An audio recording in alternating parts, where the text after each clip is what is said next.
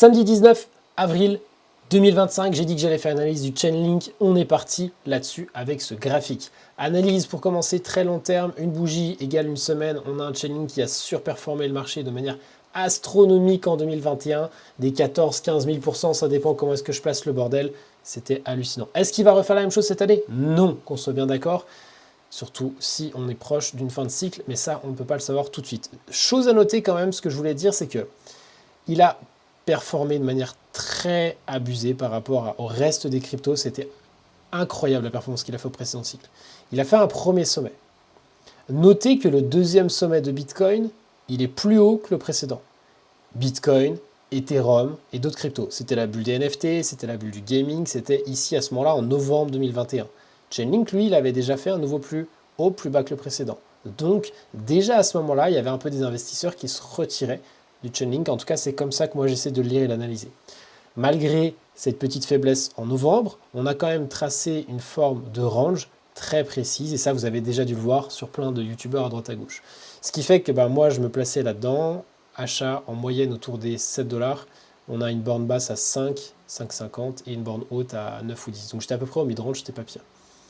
Et ensuite on est parti, première jambe, deuxième, troisième, et voilà, on corrige. Est-ce qu'actuellement, on est toujours dans une tendance haussière et qu'on va récupérer le dernier plus haut? C'est la question que je vais poser. Enfin, je vais essayer de répondre dans cette vidéo, justement. Nous avons, une fois qu'on est sorti de ce range, déjà effectué ce qu'on appelle un pullback. On est déjà revenu toucher le haut du range et en règle générale, quand un alt est plutôt fort, qui fait une phase de latérisation comme ça, qu'on revient le toucher par la suite, derrière, on en peut avoir une explosion et refaire un nouvel ATH.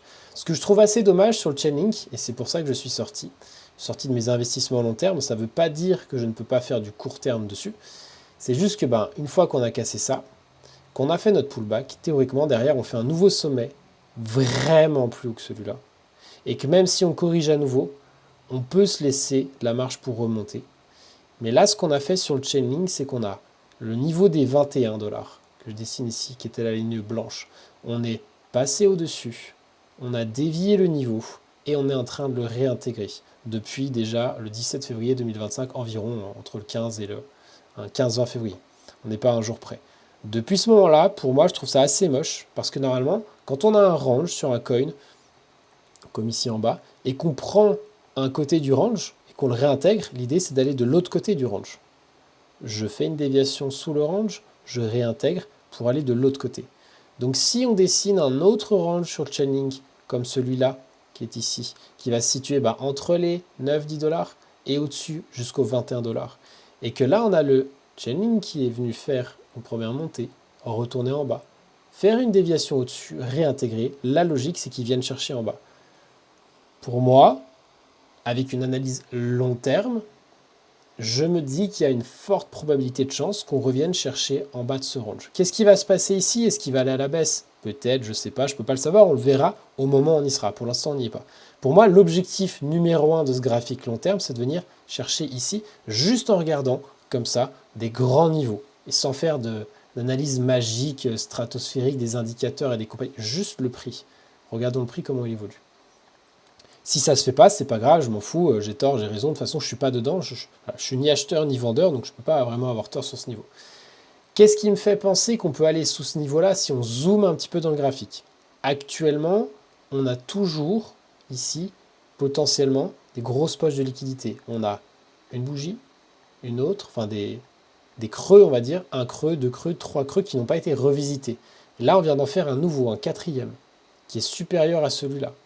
Donc si on a des gens qui en ce moment sont en train d'acheter du Chainlink, peut-être des spéculateurs, court, moyen, long terme, on s'en fiche, peut-être qu'ils ont mis des positions là en ce moment d'achat, pardon c'est une position de vente, je l'inverse, peut-être qu'ils ont des positions d'achat ou est-ce qu'ils mettent leur stop?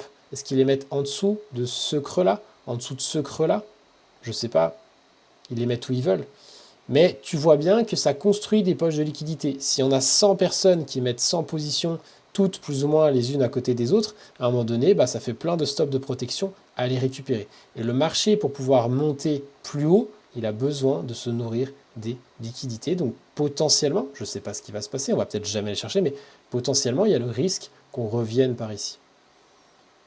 Avant éventuellement de repartir, si le Chainlink a envie de repartir. Je rappelle mon biais, moi, global sur le marché. je suis plutôt baissier à moyen long terme.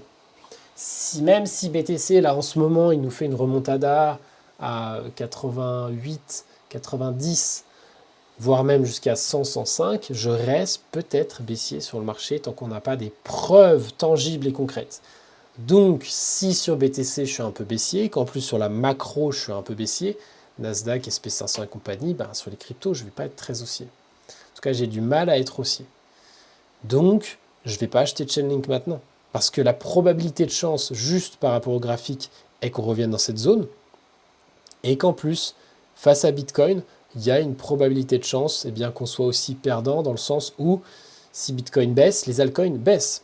Regardons en plus Bitcoin, Chainlink face à Bitcoin, depuis une certaine période, on a un Chainlink qui quand même est baissier. Depuis ce niveau, là c'est même pas depuis mai 2021, c'est depuis août 2020.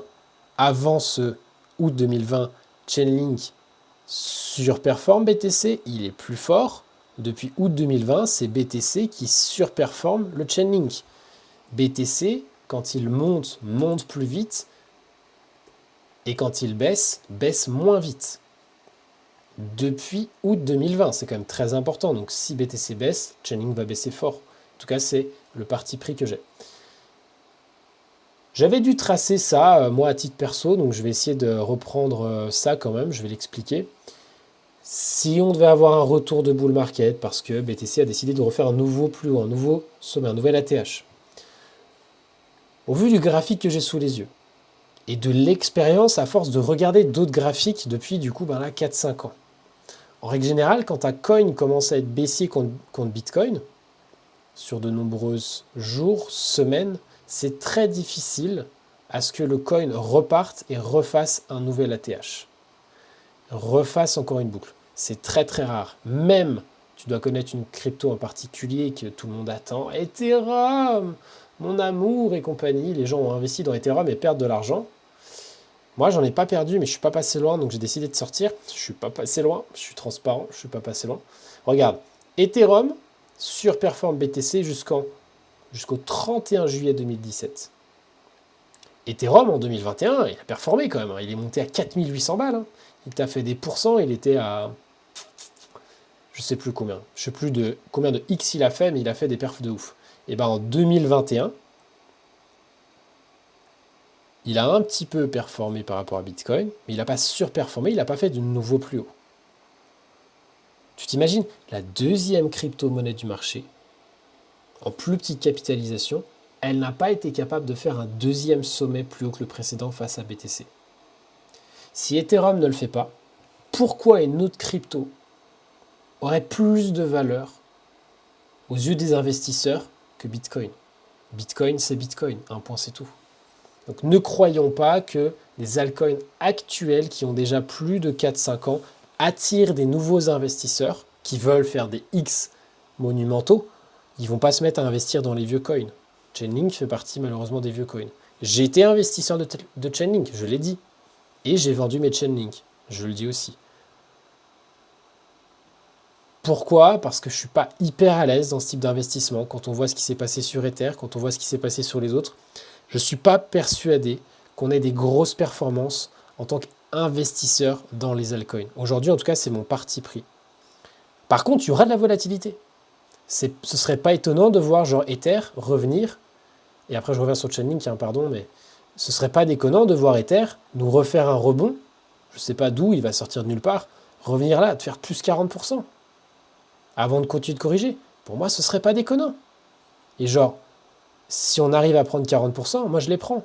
Si on arrive à faire un short ici de moins 100%, moi je les prends. L'idée, c'est d'essayer de capter la volatilité, mais de ne pas attendre que quelque chose va nous faire des milliers de pourcents pour aller chercher des nouveaux sommets historiques, parce que on voit que les tendances actuelles, elles se sont inversées. On voit que là, on a quand même quelque chose qui s'est inversé, on a un changement de caractère et que potentiellement on peut aller chercher beaucoup plus bas sur Ether comme les autres. Tu vois ce qu'on a sous les yeux? On revient sur le Chainlink pour montrer la même chose. C'était lequel le Chainlink que j'avais sous les yeux? C'était quoi? C'était ça. Si j'enlève tous les dessins du Chainlink que j'ai là, et qu'on dessine quelque chose, on a éventuellement ici plus ou moins une trendline. Je la trace à l'arrache, je fais exprès parce que de toute façon, les trendlines pour moi ne soutiennent pas le prix. Il y a des gens qui pensent que oui, donc ils achètent, mais pour moi, ce n'est pas un niveau de trading. En tout cas, quand on regarde cette trendline, même tracée à l'arrache, on peut se poser la question de si Chainlink l'a pas dépassé à la baisse. Et en règle générale, quand on fait des corrections sur des coins, on corrige, on fait une vague, on rebondit, on laisse des poches de liquidité, ici, ici, et on peut rebondir plusieurs fois, hein, mais à un moment donné, on va les chercher. À un moment donné, on va les récupérer. Regarde la différence de puissance d'impulsion, correction à plat, impulsion. C'est totalement différent de, je vais le mettre en rouge, ce qu'on fait actuellement. Attends, pardon, je le remets en vert. Impulsion forte, violente, correction qui latéralise, impulsion violente, correction qui latéralise, on ne sait pas trop où est-ce que ça va aller. Puis, là je vais changer de couleur, puis correction violente, latéralise. Alors peut-être qu'il y a un peu de rebond là, mais tu vois, c'est pas ouf. Et il y aura peut-être une correction violente. Moi, je reste en tout cas ouvert à cette possibilité si les marchés macroéconomiques et compagnie sont plutôt négatifs, que les cryptos, c'est quand même pas ouf en ce moment. Je reste ouvert d'esprit par rapport à ça, donc je ne peux plus être investi là-dedans. Par contre, je peux chercher des positions court terme, alors swing, hein, moi je suis quand même plutôt sur du swing, quelques jours, quelques semaines, et pourquoi pas, Chainlink, là, il pourrait très bien nous faire une petite remontada avant de repartir à la baisse. Je sais pas, mais je pense qu'il y a un monde où on va chercher la poche de liquidité qui est en dessous. En tout cas, c'est ce que je vais essayer, moi, de viser dans les prochaines semaines. Je suis sorti de mes investissements et je vise cette poche. Par contre, si, je sais pas, admettons, on arrive dans un monde où on revient chercher la poche en bas, là, tac, qu'on se stabilise bien au-dessus du range précédent. C'est une possibilité, tu vois. Tu récupères les liquidités, là, on s'est bien enfoncé. On vient là-dedans, mais on récupère le niveau. Que sur BTC, ça commence à être mieux. Que sur la macroéconomie, ça commence à être mieux. À partir de ce moment-là, ça commencerait à m'intéresser de nouveau, pourquoi pas, de re-rentrer sur cet altcoin en sachant qu'il va sous-performer BTC. Peut-être qu'il va le surperformer pendant quelques semaines, mois, c'est tout, tu vois, mais c'est super compliqué. Voilà. Voilà tout ce que j'avais à dire sur le Chainlink sur une vision long terme, globale. Il y a d'autres coins en ce moment, je sais pas, j'ai dû parler, je crois, du Tao, je sais plus de quel autre coin j'ai dû parler, qui eux, en fait, sont déjà venus en bas de leur range, sont peut-être en train de les réintégrer. Donc, si on devait avoir un départ, je dis bien si on devait avoir un départ, aujourd'hui, ils présentent plus de force. Mais autant si BTC continue de corriger à 73, à 70 ou en dessous, tout va baisser. C'est tout ce que je voulais dire pour le Chainlink. N'hésite pas à me dire dans les commentaires si tu veux que j'analyse d'autres altcoins. Je me ferai un plaisir. Je vais en faire au moins une vidéo le samedi spécialement sur un altcoin. Et puis après, les autres jours de la semaine, je présente en fin de vidéo parfois certains altcoins, notamment Doge, XRP, Ethereum, Solana. Souvent, c'est les 4 que je mets tous les jours. En tout cas, quand j'ai le temps de vous les proposer. N'hésite pas à me dire dans les commentaires ce que tu en as pensé. Et si tu veux en savoir plus sur le trading, comment ça fonctionne, parce que tu débutes et que tu as envie de monter en compétences, mais que tu vois qu'il y a trop de conneries sur Internet, tu ne sais pas par où passer, tu ne sais pas où donner de la tête, quelle est la stratégie qu'il te faut et compagnie, blablabla.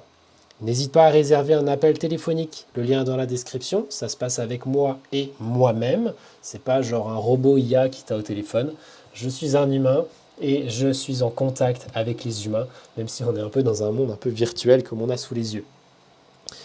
Je ne mords pas, donc n'hésite pas à aller réserver un appel, c'est 100% gratuit, et puis si à la fin de l'appel tu n'es pas convaincu par ce que je propose, t'as qu'à prendre la porte de sortie, il n'y a aucun problème. Et dans le pire des cas, peut-être que pendant ces 3/4 d'heure, cette heure d'échange, je t'aurais apporté de la valeur. Peut-être que tu auras quand même appris des trucs, comme on le fait en vidéo, et c'est vachement plus sympa d'apprendre des trucs au téléphone, avec un être humain, que peut-être en regardant des vidéos tout seul, dans un bureau, chez soi. C'était Val, on se retrouve demain pour une prochaine vidéo de Réac.